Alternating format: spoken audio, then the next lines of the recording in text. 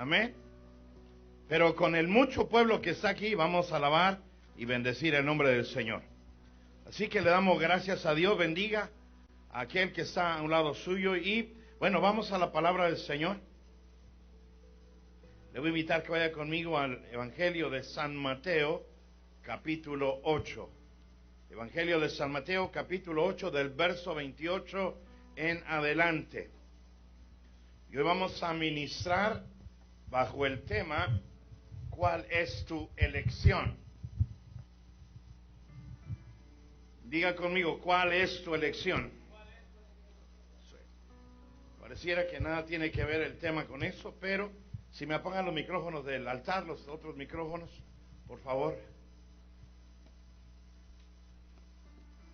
Y cuando lo tenga listo, le voy a pedir que me lo indique con un fuerte y un poderoso amén para la gloria de Dios. Gloria al Señor. Déjeme llegar yo a donde está. Mateo capítulo 8.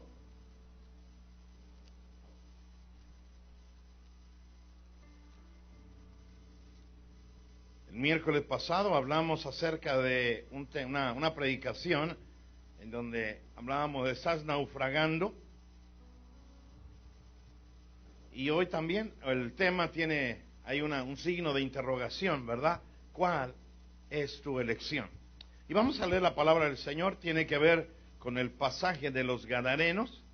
Después de que Jesús ha calmado la tempestad, dice la palabra, nos enseña ahí en los versículos anteriores cómo Jesús levantándose reprendió a los vientos y al mar.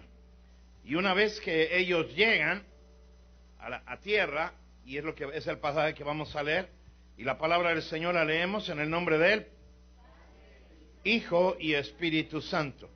Y dice la palabra del Señor así: cuando llegó a la otra orilla, a la tierra de los Gadarenos, vinieron a su encuentro dos endemoniados que salían de los sepulcros, feroces en gran manera, tanto que nadie podía pasar por aquel camino. Y clamaron diciendo: ¿qué tienes con nosotros, Jesús, Hijo de Dios? ¿Has venido acá para atormentarnos antes de tiempo? Estaba paciendo lejos de ellos un hato de muchos cerdos, y los demonios le rogaron diciendo: si nos echas fuera, permítenos ir a aquel hato de cerdos. Él les dijo: id. Y ellos salieron y se fueron a aquel hato de cerdos, y he aquí, todo el hato de cerdos se precipitó en el mar por un despeñadero y perecieron en las aguas. Y los que apacentaban huyeron, y viniendo a la ciudad contaron todas las cosas y lo que había pasado con los endemoniados. Y toda la ciudad salió al encuentro de Jesús, y cuando le vieron, le rogaron que se fuera de sus contornos. Vamos a orar. Padre, te damos gracias por tu palabra. Gracias por tu Espíritu Santo, Señor. Gracias por habernos rescatado y por habernos levantado, por habernos llamado, Señor. Bendecimos tu nombre y te pedimos que hoy en esta noche, a través de esta palabra, tú nos ministres, Señor. Sabemos que tú eres el Padre bueno. Te pedimos que a través de esta palabra tú despiertes, Señor, en nosotros esa determinación para poder tener ese arrojo, Señor, y esa valentía para poder hacer conforme a tu palabra, Señor, y poder alcanzar el propósito para el cual tú nos has enviado, en el nombre poderoso de Cristo Jesús. Y el pueblo de Dios dice: amén. Puede tomar su lugar. Quiero recordarles también que, antes de ir más adelante, que este próximo viernes 31, me parece, estamos en septiembre, viernes 30, no 31, viernes 30, es la vigilia correspondiente a este mes de septiembre. Amén. Así que para que usted se aliste, y vamos a estar, sé que va a ser una vigilia bastante dinámica, va a ser una bendición. Este próximo sábado 17, no mañana, sino el siguiente, salimos a evangelizar otra vez. Así que vamos a salir otra vez a llevar la palabra del Señor. ¿Cuántos dicen amén? Gloria a Dios. ¿Le puedo dar un aplauso al Señor por eso? Aunque usted no el que dé un aplauso no es que se... Qué bueno fuera que todos pudiéramos ir, ¿verdad? Pero a veces cuando dice amén, como que dice, no, si digo amén me comprometo. No, diga amén porque así va a ser. Vaya usted o no vaya, o sea, pueda usted ir o no, vamos a ir a evangelizar. Amén. Lo ideal sería que todos pudiéramos ir. Pero el hecho de que usted no pueda ir, que no le quite el ánimo de lo que va a hacer. Amén. Que el hecho de que por usted, por alguna razón, usted no pueda ir, trabajo o algún, bueno, eventualmente, la mayoría de las veces, espero que sea por trabajo y no por falta de ganas, ¿verdad? O alguna otra situación que no nos permita ir, pero yo sé que usted estaría apoyando, orando, clamando a Dios, acompañándonos. Eventualmente siempre hacemos un en vivo que usted esté ahí apoyando, dándole la gloria a Dios. Amén.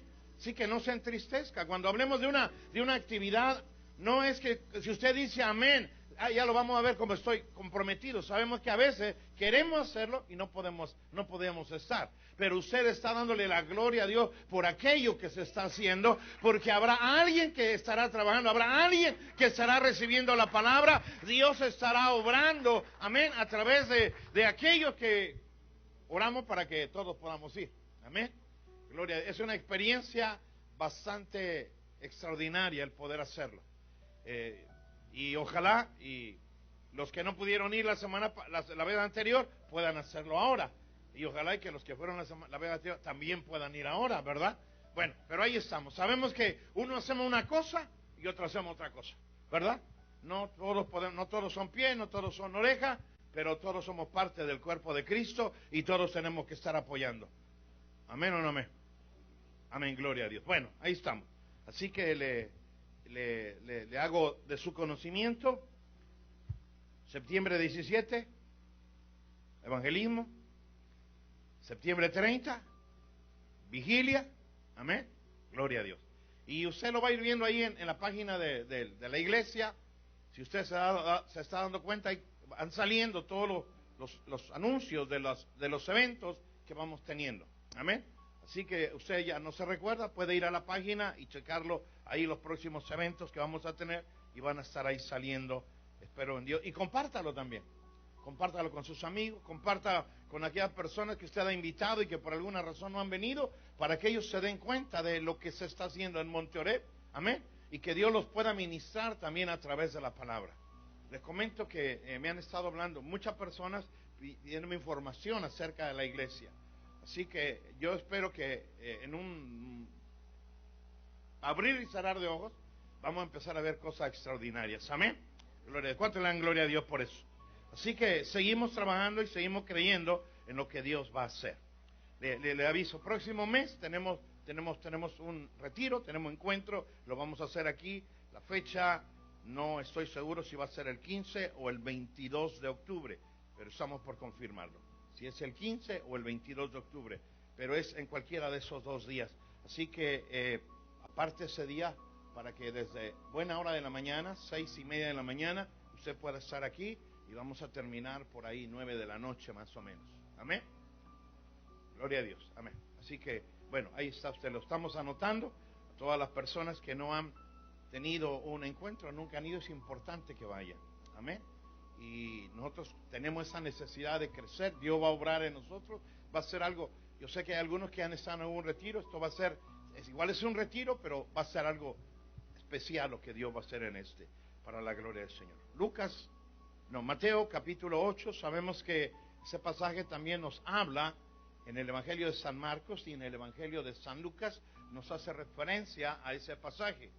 Sin embargo, el pasaje del apóstol, más bien, el Evangelio, el pasaje en el Evangelio de San Mateo es como más corto y tiene un objetivo por el cual el Señor nos ha ministrado a través de esa palabra. Siempre que hay algo escrito en la palabra de Dios, en la Biblia, nosotros debemos de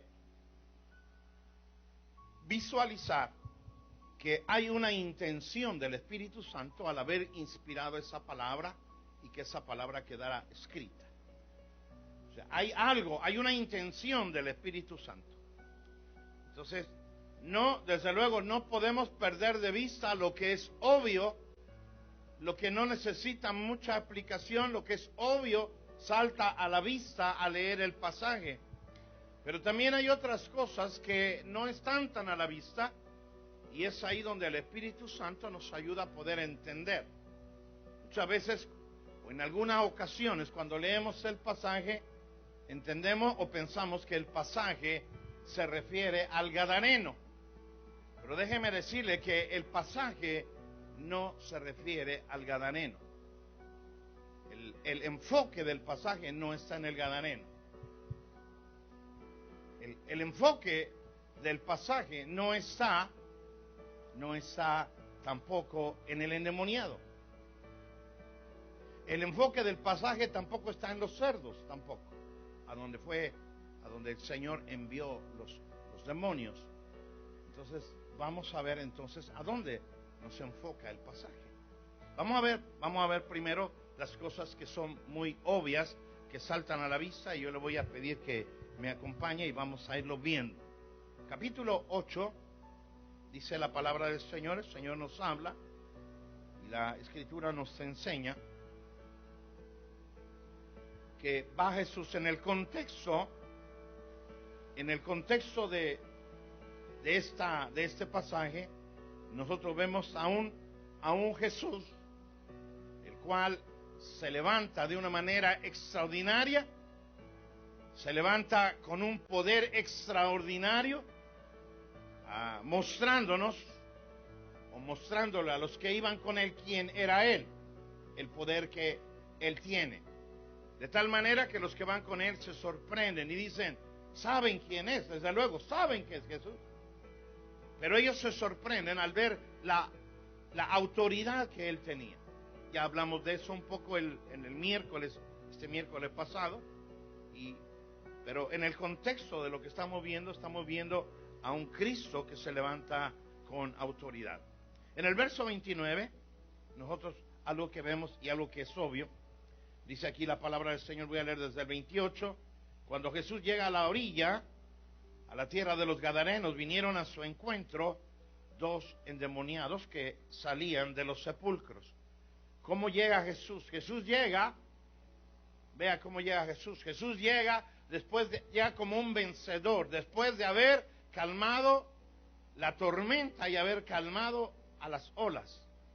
Así que Jesús llega triunfador, diga conmigo, llega como un triunfador. No llega él vociferando, no llega desde luego, no llega él presumiendo acerca de lo que él acaba de hacer, pero en el mundo espiritual hay una tremenda victoria que ha llevado a cabo el Señor Jesús.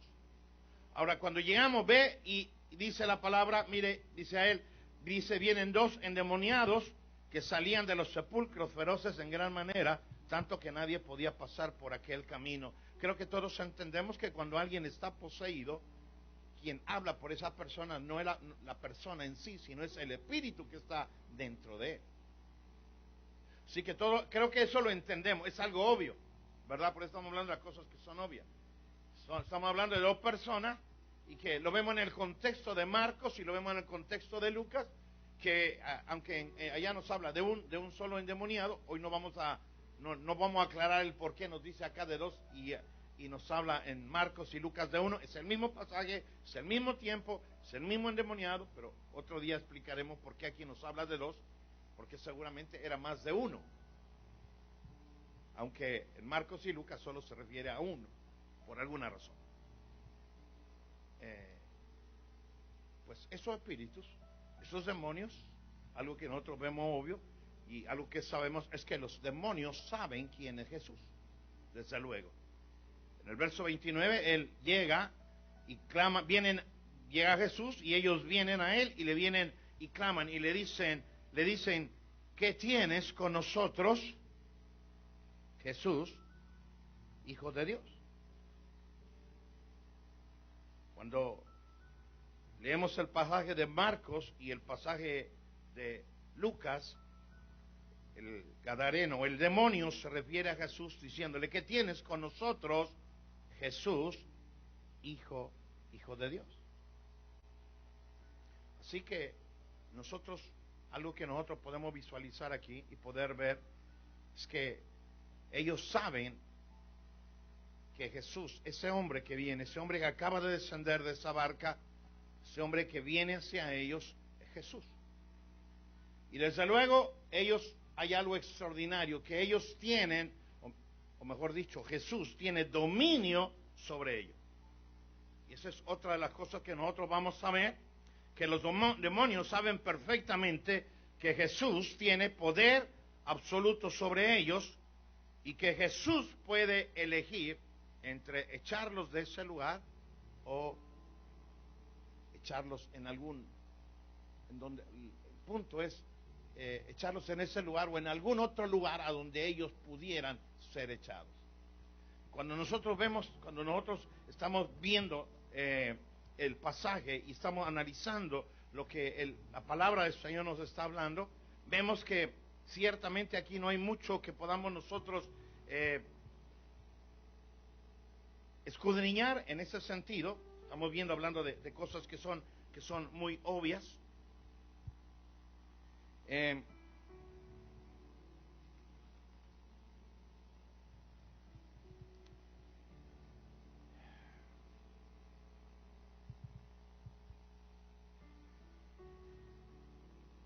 ¿Cómo poderlo decir?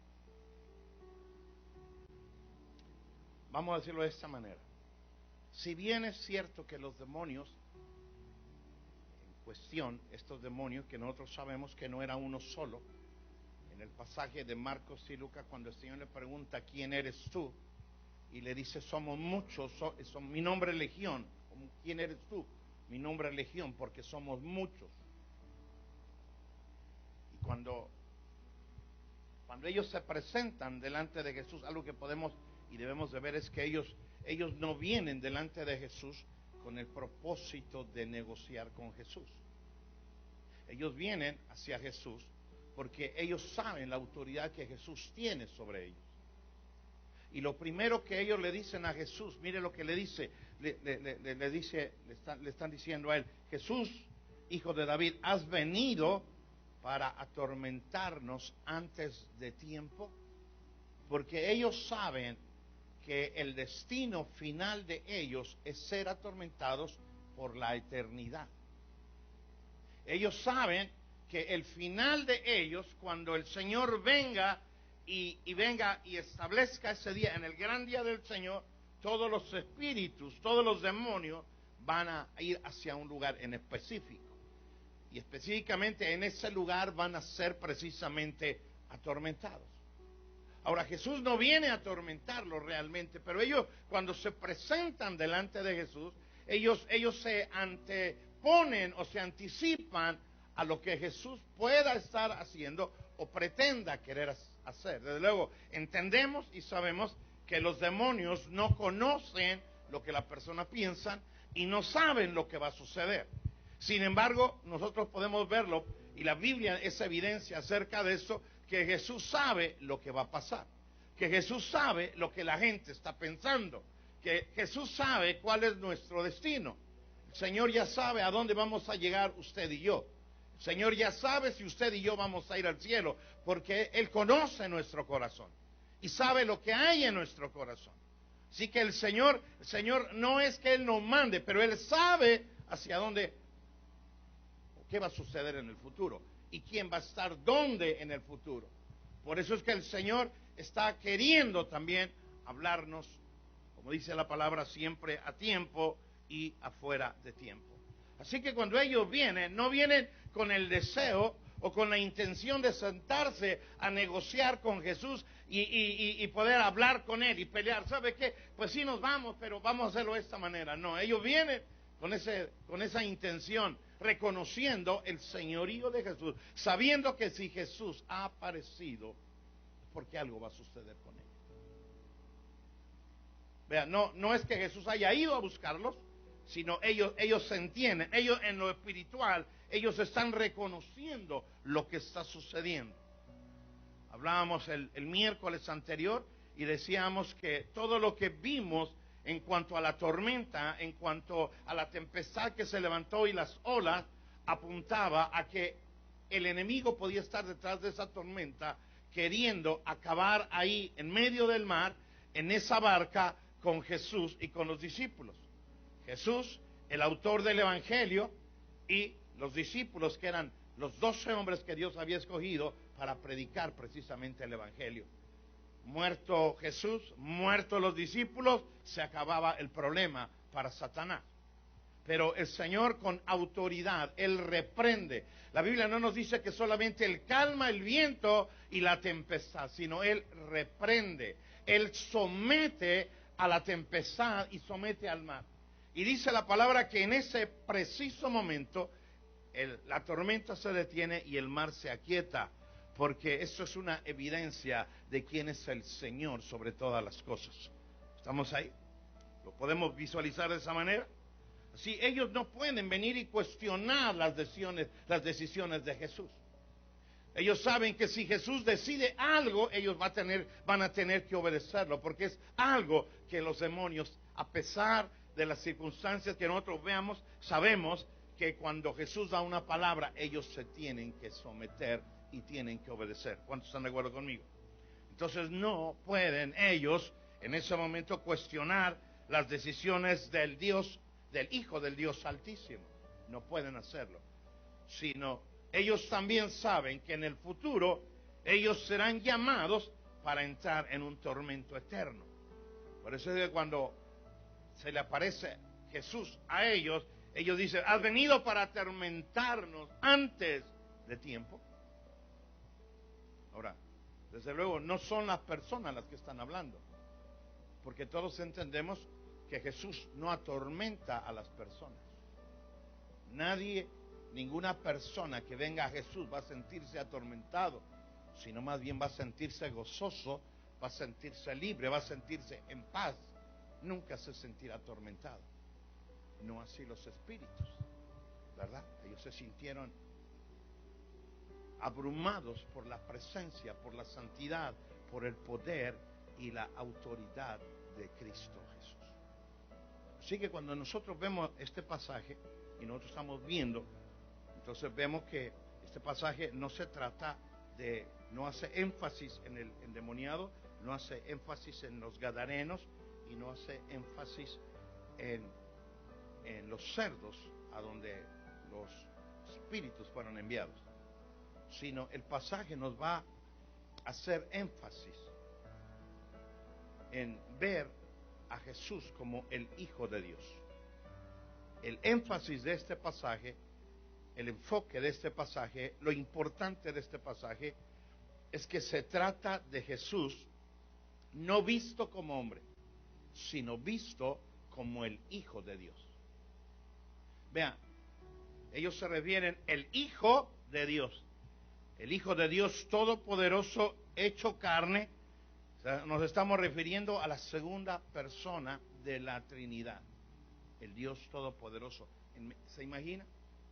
Una vez que Él ha dominado lo natural, porque Él dominó la naturaleza, Él tiene poder para dominar la naturaleza, y con una sola palabra calmó la tempestad y calmó el mar. Una sola palabra. Hay dominio. Jesús tiene dominio sobre la naturaleza. Ahora, este pasaje nos muestra que Jesús tiene dominio sobre lo sobrenatural. En lo sobrenatural, Él también tiene dominio. ¿Estamos ahí? Ahora vea, la autoridad de Jesús causa una impresión en los discípulos de tal manera, lo vemos en el pasaje anterior, que cuando, vamos para allá, véalo ahí en el capítulo 8, en el verso 25, dice: y vinieron sus discípulos y le despertaron, diciendo: Jesús, sálvanos, que perecemos. En ese momento los discípulos están atemorizados, aterrorizados por lo que va a suceder. Ellos han peleado contra la tormenta, ellos han peleado contra la tempestad, se han estado resistiendo, pero no han podido hacer nada. Y ellos están viendo que parece inevitable que ellos van a perecer ahí en medio de esa tormenta. Razón por la cual le hablan a Jesús.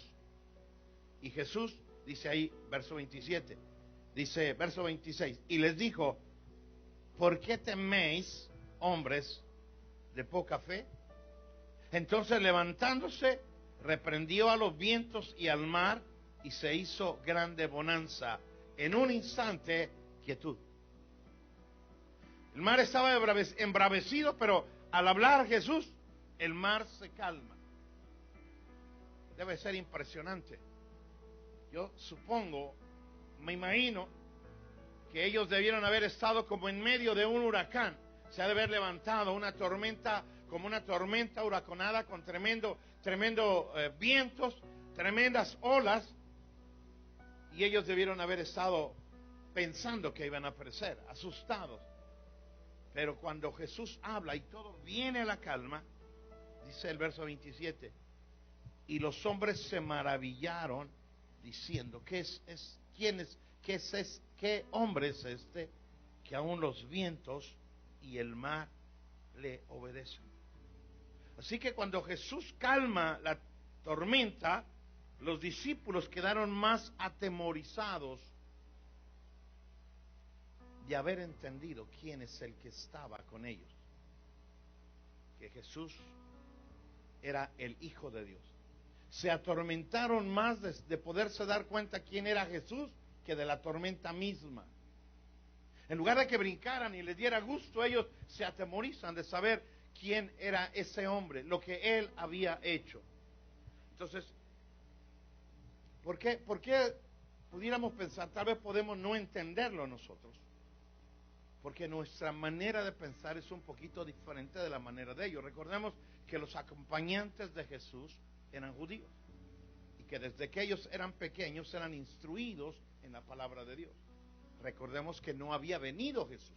Pensemos en Pedro, pensemos en Jacobo, pensemos en Juan, cuando ellos eran pequeños.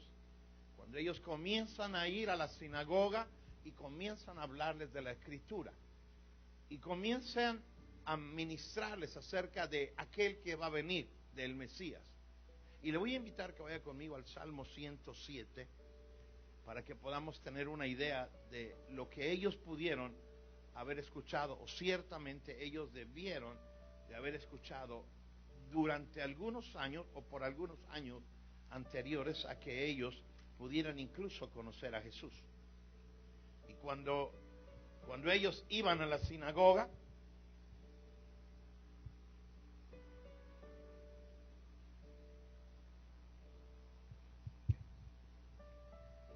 ¿lo tiene ahí? Salmo 107 le dije. Ok, verso 28 y verso 29. Yo creo que en ese momento en el que Jesús calma la tempestad, mire lo que dice el verso 28. Entonces claman a Jehová en su angustia y los libra de sus aflicciones. Verso 29. Cambia la tempestad en sosiego y apaciguan sus ondas. Cuando Jesús hace eso, ellos seguramente evocan a esa palabra, porque mire todavía lo que viene más adelante, el verso 30. Luego se alegran porque se apaciguaron y así los guía al puerto que deseaba. ¿De quién está hablando? Dios mismo. ¿Quién calmó la tempestad? Dios mismo. ¿Quién calmó las olas? Dios mismo.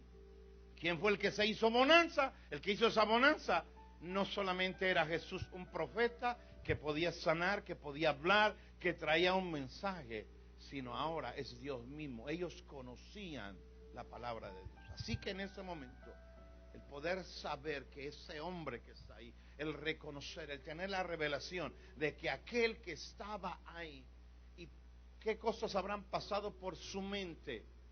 Por esa razón Jesús mismo los regaña y les dice, ¿por qué han ustedes tenido ese temor? Es lo que les dice el Señor cuando lo despiertan a Él. Vea lo que le dicen. Jesús les dice, pero ¿por qué teméis? Hombres de poca fe. Y es parte de lo que hablábamos y decíamos el miércoles. Si Jesús está en nuestra barca, debemos estar seguros que la barca no se hunde. No que no va a haber tormentas, porque tormentas se van a levantar muchas. Pero si Jesús está en nuestra barca, esa barca no se va a hundir. Pero yo debo de saber que Él está en mí. Por eso el Señor dice, si vosotros permaneciereis en mí y yo en vosotros. ¿Qué hubiera sucedido si Jesús no hubiera estado en la barca? Seguramente la barca se hubiera perdido. Seguramente es muy posible que todos los 12 que estaban ahí hubieran perecido. Pero la diferencia es Jesús. Por eso el Señor hace hincapié en el capítulo, me parece que es 14, 16 de Juan, en donde dice, si vosotros permaneciereis en mí y yo en vosotros. Qué importante es, no solamente, no, yo estoy con el Señor, pero el Señor está conmigo. Porque cuando el Señor está conmigo, por grande y terrible que sea la tormenta, yo debo de estar seguro que mi barca no va a naufragar. ¿Alguien dice amén? Pero para que en mi barca vaya Jesús, yo tengo que estar haciendo la voluntad de Él. ¿Estamos ahí? Entonces, qué importante es esto. Y en medio de todo esto hay una tremenda enseñanza. Y vemos aquí lo que el Señor nos está tratando de hacer entender. Entonces, ahora Él está en estos dos pasajes que hemos estado viendo. Jesús es visto, como se los decía, teniendo control de la naturaleza. Y ahora nosotros lo estamos viendo ya en el pasaje del Gadareno. Nosotros estamos viendo que Jesús tiene control de lo sobrenatural. Y va a haber, aunque la Biblia no nos dice por qué esos hombres estaban endemoniados, pero cuando aparece Jesús, Jesús toma control de la situación. Amén. Entonces sabemos que Él tiene control de la situación. Otra de las cosas que nosotros vemos a través de esta palabra y que es obvio es que estaba en un territorio gentil, no era un territorio judío, sino era un territorio gentil. ¿Cómo sabemos que Gadara era un territorio gentil? Cuando vemos y estudiamos acerca de esa área del territorio de Gadara, sabemos que era donde se asentaron los de la tribu de Gad, y Gad era uno de los hijos de Jacob. ¿Y cómo es posible que siendo uno de los hijos de Jacob se pueda considerar como un territorio que era un territorio gentil?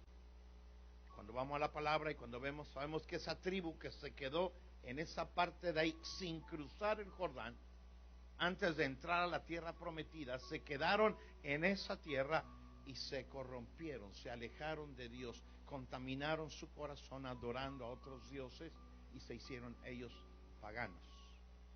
Y ahora ellos están adorando, no están adorando, están criando cerdos, y nosotros sabemos que para los judíos era criar cerdos, tener relación con cerdos, criarlos o comerlos, no lo podían hacer porque para ellos era algo inmundo. Amén. Sin embargo, cuando vemos a Jesús en esa tierra, en un territorio gentil, nos deja ver, nos da una idea acerca de la obra que Él haría y el alcance que tendría la obra que Jesús haría, porque ese alcance sería hacia todas las naciones. Razón por la cual después los discípulos son enviados a todas las naciones. A todas las naciones. El alcance va a ser propiamente internacional.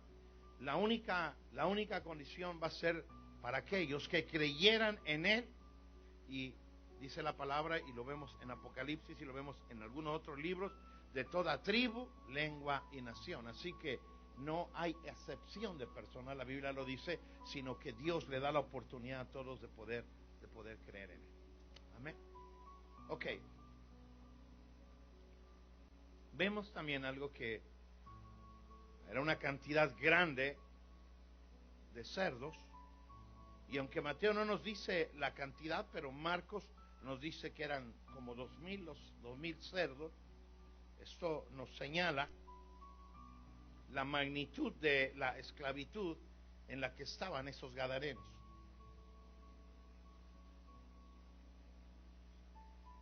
Si una persona cuando tiene un espíritu o está poseída por un espíritu es terrible, imagínese por una legión. Era algo impresionante. y no era por poco tiempo. Dice, cuando leemos los otros textos, los otros evangelios, nos damos una idea más amplia de lo que había sucedido. Y dice que por mucho tiempo. Ahora, entendemos una cosa: el enemigo no viene sino a matar, a robar y a destruir. Así que cuando el enemigo entra, cuando un espíritu entra en la vida de una persona, es para robar, para matar y para destruir. Sin embargo, cuando Jesús viene, Él viene para que tengamos vida y la tengamos en abundancia. Él viene para que nosotros le conozcamos y revelarse a nosotros. Cuando Jesús está predicando, lo que está haciendo, se está revelando a su pueblo, se está revelando a los hombres como lo que Él es. Y la palabra del Señor nos dice, y conoceréis la verdad, y la verdad os hará libre. ¿Cuál verdad? La verdad de la palabra, la verdad del propósito de Dios, la verdad de cuánto Dios nos ama y lo que Dios quiere hacer en nuestra vida. Y cuando nosotros recibimos esa verdad y cuando recibimos esa palabra, es cuando nosotros alcanzamos esa libertad. Amén. Entonces, pero también nos enseña esto, que no importa para Jesús cuál sea la magnitud de la esclavitud de una persona, Él puede libertar a esa persona. No importa el tamaño de la esclavitud, no importa la cantidad de espíritus, de demonios que haya dentro de esa persona, Jesús tiene el poder, y solamente Jesús de poder sacarlo para la gloria de Dios. ¿Alguien dice amén? Solo le basta al Señor dar una orden para que estos obedezcan y hagan la voluntad del Señor. Amén. Otra cosa que nosotros podemos ver a través del pasaje es que vemos que a los demonios no les gusta estar sin hogar. Por la misma naturaleza que ellos tienen, por la misma maldad que hay en ellos, les gusta estar en algún ser para poder destruirlo, para hacer la vida de esa persona o de ese ser miserable. Y nosotros lo vemos, lo que sucedió. Hicieron la vida de los gadarenos, la hicieron miserable. No pudieron destruirla. No pudieron destruirla pero ¿cómo lo atormentaron? De tal manera que era terrible ver a ese hombre, años sin bañarse, años sin cortarse las uñas, viviendo en un lugar de muerte, porque ¿dónde habitaban ellos? En los sepulcros, en un lugar de muerte, no en un lugar de vida, sino en un lugar de muerte. Sin embargo, el Señor, la Biblia nos sugiere que hay varias clases de demonios. No solamente hay un tipo de demonio, sino hay varias clases de demonios. Jesús lo manifiesta en Mateo 17 cuando habla y dice, pero esta clase o este género no sale sino con oración y ayuno, haciéndonos entender el Señor a través de la palabra que hay varios géneros, que hay diferentes tipos de demonios. Pero nosotros vemos que esto lo que querían hacer era poder maltratar, hacer la vida miserable de esas personas. También lo que podemos ver a través de la palabra es que ellos no pudieron ver lo que les iba a pasar. Ellos no sabían que los cerdos se iban a despeñar. Ellos no sabían cómo iban a reaccionar esos animales, esos cerdos, en el momento que ellos se entraran en ellos. Ellos no lo sabían, pero Jesús sí lo sabía. Ahora, la pregunta de muchos es, ¿por qué ellos decidieron ir a los cerdos? ¿Por qué ellos piden ir a los cerdos? Yo creo que la situación debe de ser sencilla. Si Jesús estaba ahí para libertar a esos hombres, Jesús no iba a permitir que esos espíritus salieran de esos y se metieran en otros hombres. Seguramente ellos sabían que Jesús no lo iba a permitir. Y ellos no podían o no deseaban estar fuera del cuerpo. Y esto no habla de que ellos, alguien alguna vez dijo, no son espíritus así que anden como vagabundos, ¿verdad? Que no tengan casa, no, ellos siempre van a estar buscando dónde estar alojados, para estar por efecto de la maldad de la naturaleza de ellos, estar destrozando la vida no solamente de la persona en la que ellos habitan, sino de todas las personas que están alrededor de ellos. Y lo entendemos. Si esos hombres que estaban ahí tenían familia, tenían hijos, ¿cuánto tiempo tendría que esa familia sería rota? ¿Cuánto tiempo tendría si ellos eran hijos y no tenían familia, que sus padres no lo habían visto, a los hermanos no lo habían visto? Ellos estaban como segregados de la sociedad, nadie podía estar cerca de ellos. Los espíritus habían establecido un dominio territorial a través de esas personas. Ellos no se podían manifestar físicamente, los demonios no se podían manifestar físicamente, pero estando dentro de alguien, ellos habían establecido un territorio y nadie se podía acercar. Ya lo habían intentado, dice la Escritura, lo vemos en los pasajes, por muchas veces los habían atado con cuerdas, de diferentes maneras, lo habían hecho hasta con cadenas, y nadie los había podido contener, ni las cadenas los habían podido detener, de tal manera que hasta los grillos, los grilletes que les habían puesto, los habían hecho pedazos. Eso nos habla de la fuerza, de la fortaleza que tenían ellos. Y desde luego lo que hacía la gente huía de ellos. Y ellos establecieron su dominio, su territorio. Nosotros sabemos por la palabra que los espíritus tienen dominio territorial. No es mundial, pero se les asigna un territorio en el cual ellos dominan. Y cuando ellos le hablan y ven que viene Jesús y están como buscando ¿a dónde nos iremos? Y ven el acto de cerdo y ven que son muchos. Si nos vas a enviar, envíanos a que vayamos a ese acto de cerdo. Y Jesús les dice, vayan. Pero vuelvo, y no es porque negociaron con Jesús, porque sabemos que Jesús siempre fue fiel a la palabra del Señor, y no había, como se lo dijo varias veces, se lo dijo a su madre y lo dijo a algunas otras personas, lo vemos en los evangelios, aún no ha llegado el tiempo, no es el tiempo, porque todo, ¿cuánto entendemos que todo tiene un tiempo? Amén.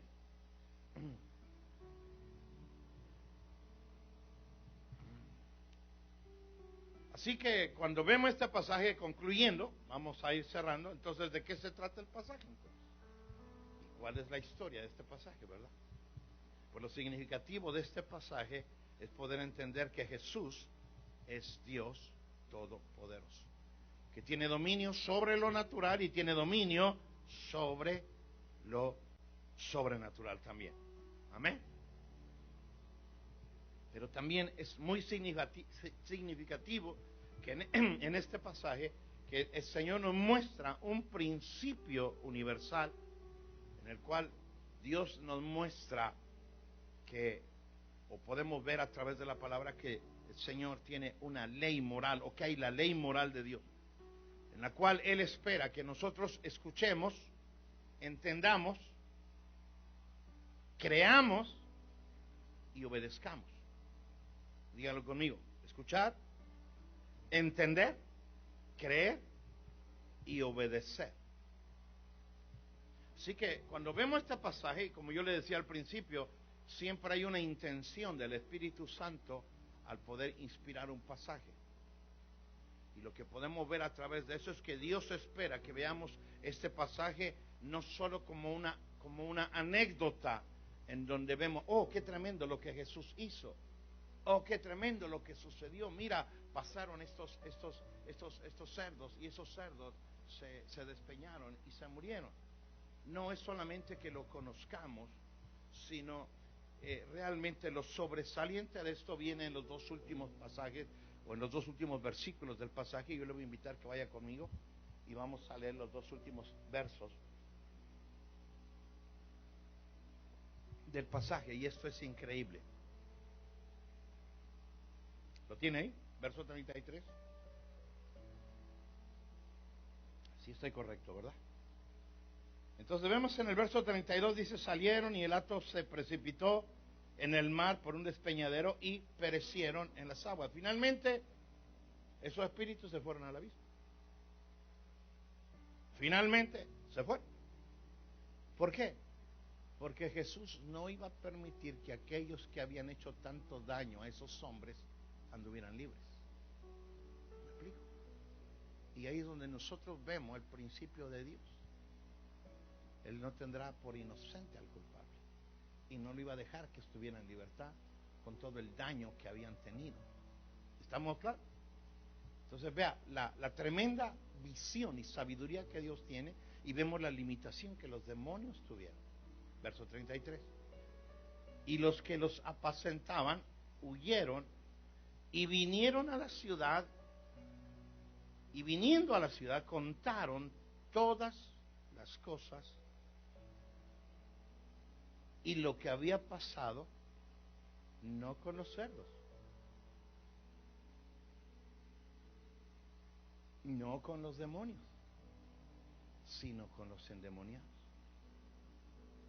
¿Qué era lo que había sucedido? Ahora ellos habían sido restaurados. Vea, el énfasis de los que cuidaban los cerdos y el énfasis de todos los que vieron ese suceso, los que vieron todo lo que pasó ahí, no pusieron énfasis ni en los cerdos ni en los demonios, sino pusieron énfasis en los endemoniados, ex endemoniados. Habían sido, pero ahora no. Entonces vea, ¿qué cosa fue lo que contaron? No que se habían muerto los cerdos, sino que aquellos que habían sido atormentados por tantos años, ahora estaban libres.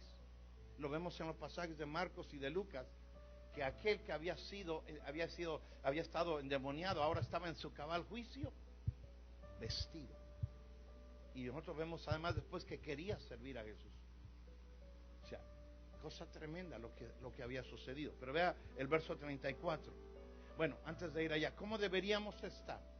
¿Cómo reaccionaríamos o cómo deberíamos reaccionar nosotros al ver una cosa tan extraordinaria, una proeza tan grande como la que Jesús hizo? ¿Cómo deberíamos reaccionar?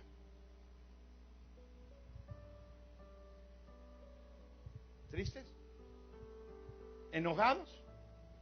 ¿Desconcertados? ¿Cómo deberíamos estar? ¿Alegres? ¿Cómo deberíamos estar? Felices, celebrando, dándole la gloria a Dios por lo que había sucedido. Amén.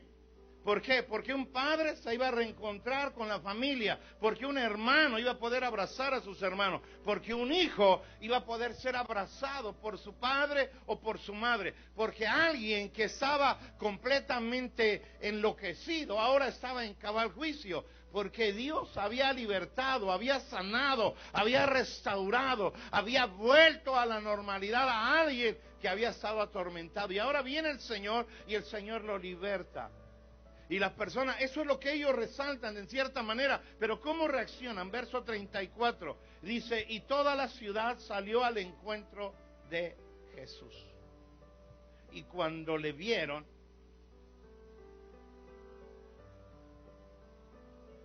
le rogaron que se fuera, que no lo querían ahí.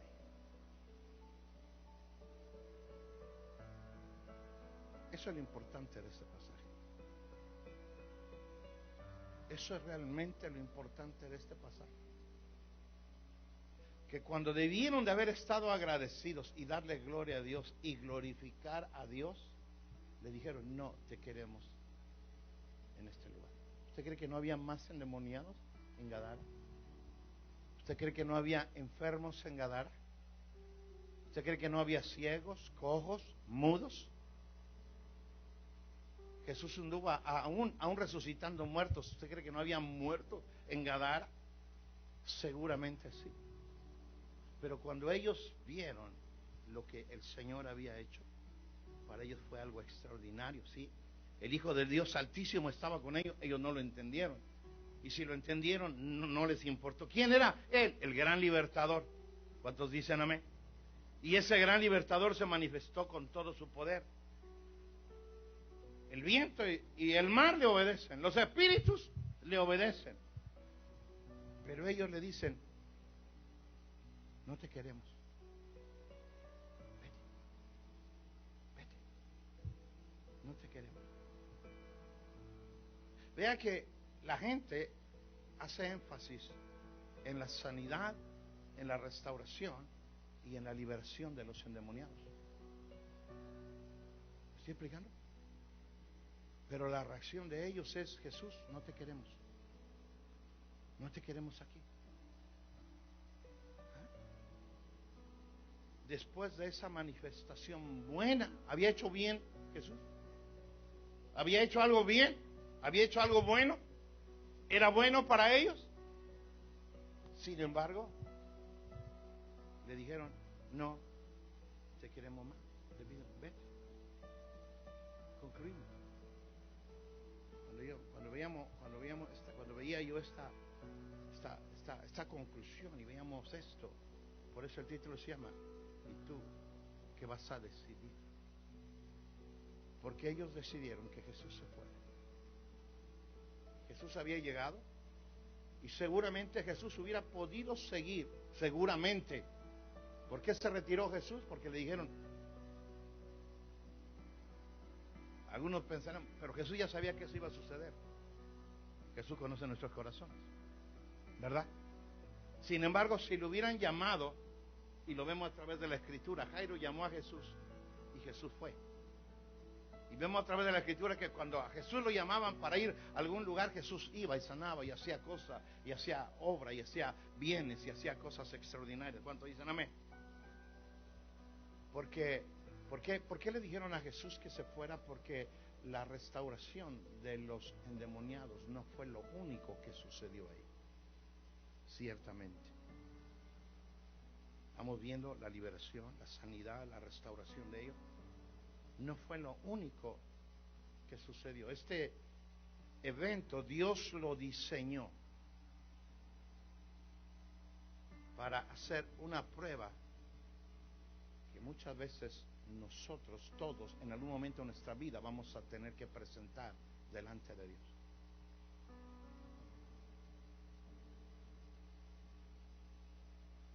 La mentalidad, el corazón de ellos era: libertaste a estos dos endemoniados, pero ¿a qué precio? ¿A precio de un hato de cerdos? Seguramente para ellos hubieran preferido que los cerdos no se ahogaran, sin importar que los dos hombres siguieran prisioneros y siguieran endemoniados. Porque va a haber un momento dado en el que tenemos que decidir si seguimos a Jesús o nos lamentaremos de lo que podemos perder. ¿Por qué no quisieron seguir a Jesús? Porque ellos dijeron, si Jesús se queda, vamos a tener pérdida, vamos a perder, vamos a perder en ese lugar o en esa área. Sin embargo, Jesús nos va a forzar a tener en algún momento de nuestra vida una decisión en la que va a predominar el amor a la prosperidad o al dinero, o el amor a Dios.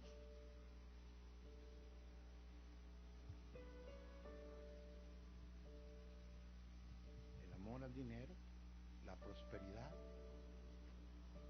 Pablo dice que si nosotros estamos justificados con Dios, justificados pues por la fe, tenemos paz para con Dios. Un pasaje parecido en cuanto a lo que de fondo se refiere es el pasaje de Job. Viene Satanás y le habla a Dios y le dice: mira, tu siervo Job, no has considerado a tu siervo Job, él te adora, él te alaba, él te bendice. ¿Cómo no te va a bendecir si lo has metido en una burbuja de protección? Por eso él te alaba. Pero quítale lo que tiene y vas a ver si no te maldice. Nosotros conocemos la historia. Job era un hombre justo y Job no le dio la espalda a Dios. Job dijo: Dios dio, Dios quitó, sea el nombre de Dios bendito. Porque él sabía que aquel que había permitido que le sucediera eso, él lo dice más adelante: yo sé que mi Redentor vive y que aún yo llegue al suelo, yo llegue al polvo. Él estaba diciendo: yo muera, él tiene poder para resucitarme. Él tenía esa confianza en Dios. Sin embargo, la mujer de Job, ¿qué fue lo que le dijo? Maldice a tu Dios y muérete. Inconfórmate con él. mostrándole cuál era el corazón de ella. ¿Me explico? Entonces, eventualmente Dios nos va a poner en esa, y este es un pasaje en el cual nos lleva a una meditación impresionante. Y la idea de esta palabra es que nosotros meditemos en eso. Y en el momento en que Dios nos ponga en esa disyuntiva, ¿qué es lo que vamos a decidir? ¿O qué es lo que hemos decidido?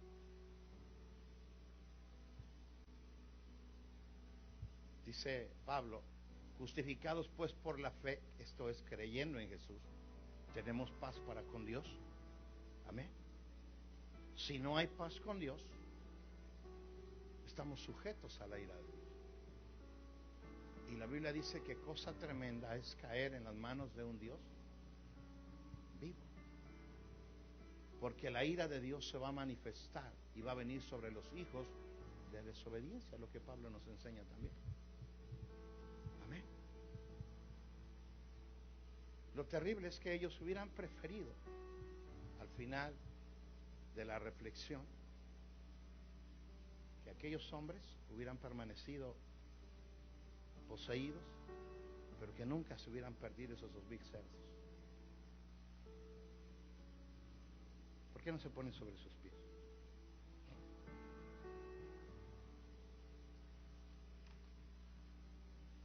Algunas veces el poder decidir a Jesús, seguir a Jesús, puede aparentemente tener un costo muy alto para nosotros. Y muchos, al evaluar ese costo, pueden detenerse de seguir a Jesús, de amar a Jesús, de glorificar a Jesús. En lugar de glorificarlo, lo echaron fuera de la casa. Estoy hablando de la región. No vengas a hacer más cosas, tan a gusto que estábamos antes de que tú vinieras. Sin embargo, Dios a través de esta palabra, Él nos enseña y nos ministra que hay un momento en que el Señor nos va a pedir hacer una decisión a nosotros, cada uno de nosotros. Y reflexionemos en eso. Si tú tuvieras que decidir, ¿qué decidirías? Si tú tuvieras que tomar una decisión, ¿qué decisión tomarías? Lo ideal fuera que lo que Dios espera es que le sigamos a Él. Porque lo que Él tiene para nosotros es más grande. Ciertamente la Biblia dice que Él puede bendecirnos más grande y abundantemente de lo que pedimos o necesitamos.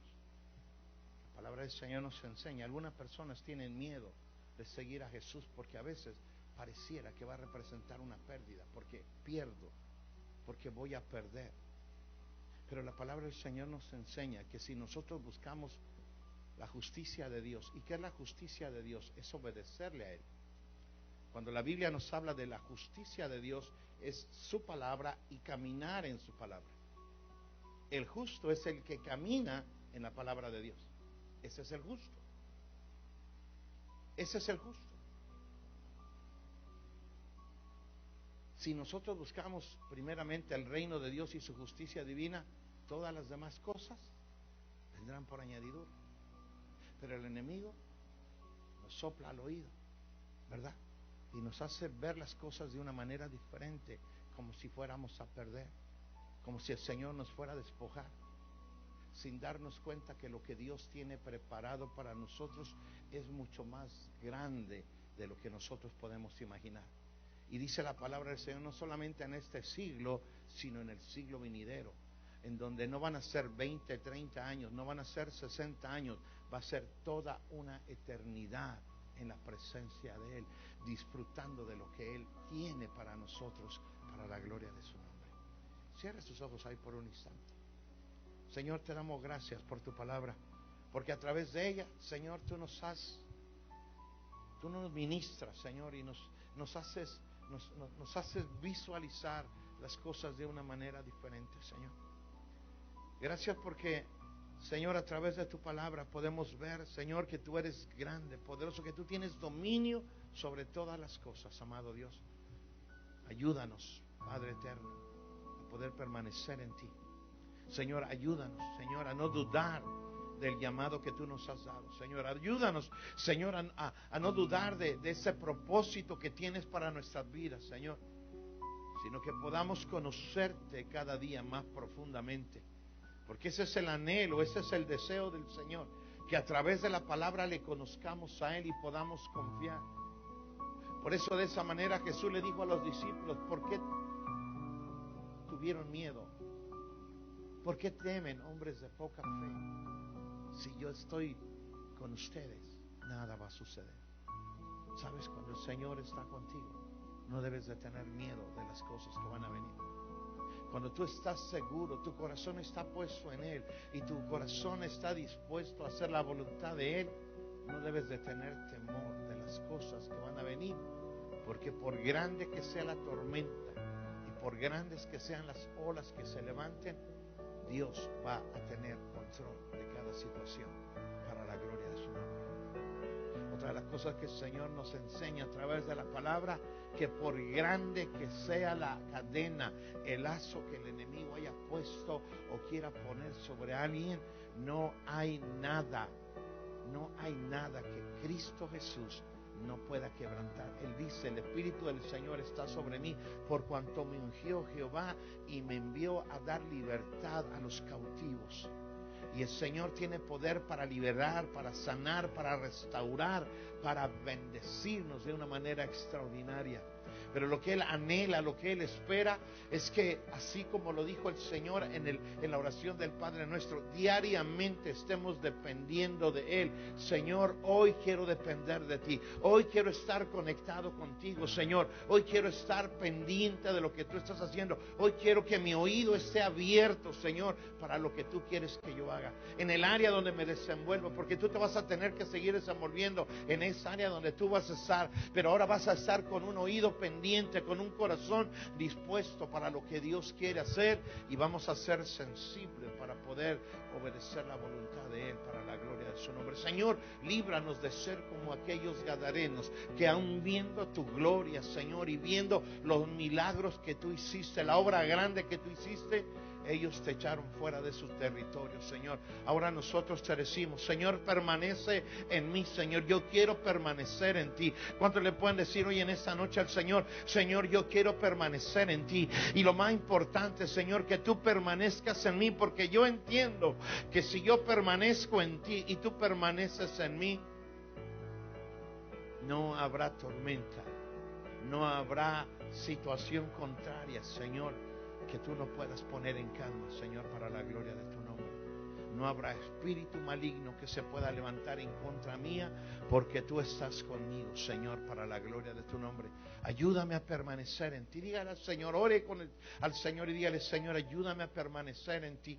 Hay momentos de debilidad, hay momentos de duda, hay momentos de incertidumbre en nuestra vida, pero pidámosle al Señor que en esos momentos de debilidad no nos perdamos. El Señor le dijo a Pedro: Pedro, el enemigo te ha pedido para zarandearte, pero yo he orado para que tu fe no decaiga. Señor, ayúdanos, que nuestra fe no decaiga, Señor, que nuestra confianza en ti no decaiga, sino que entendamos no solamente lo que has hecho con nosotros, sino el propósito que tienes para nuestras vidas, Señor, para la gloria de tu nombre, en el nombre poderoso de Cristo Jesús. Usted que me está viendo a través de las redes sociales, si usted no ha tenido la oportunidad de venir a Cristo o no le ha abierto su corazón a Cristo, Dios le hace un llamado hoy en esta noche para que usted venga y le entregue su vida, para que usted confiese sus pecados y le pueda decir: Señor, límpiame de toda mi maldad. Señor, escribe mi nombre en el libro de la vida. Y ahí donde estás, en sus propias palabras, hable con el Señor, reconozca que usted no le ha aceptado, reconozca que se ha resistido, pero hoy en esta noche usted le quiere aceptar, usted quiere venir delante de Él y que Él venga y Él haga morada en usted para la gloria de su nombre, en el nombre poderoso de Cristo Jesús. Si hay alguien que le ha estado sirviendo al Señor o ya había recibido a Cristo y se ha alejado del camino, es un buen tiempo para venir al Señor y reconciliarse con Él y decirle: Señor, reconozco que he fallado, reconozco que me he alejado. Señor, yo no quiero perecer una eternidad alejado de ti en el tormento eterno. Yo quiero entrar en la vida eterna, Señor, para la gloria de tu nombre. Gracias por perdonarme. Gracias, Señor, por permitirme acercarme a ti y venir a ti, Señor, para que tu nombre sea glorificado grandemente en el nombre poderoso de Cristo Jesús. ¿Cuántos pueden decir amén? ¿Le puede dar una ofrenda de palmas a Dios que vive y reina para siempre? Amén. Gloria a Dios. Vamos a ser despedidos. Padre, te damos gracias por la palabra que nos has dado. Bendice, Señor, cada vida, cada familia en este lugar y los que nos están viendo y nos verán a través de la internet. Señor, no nos queda más que bendecir a tu pueblo con esa...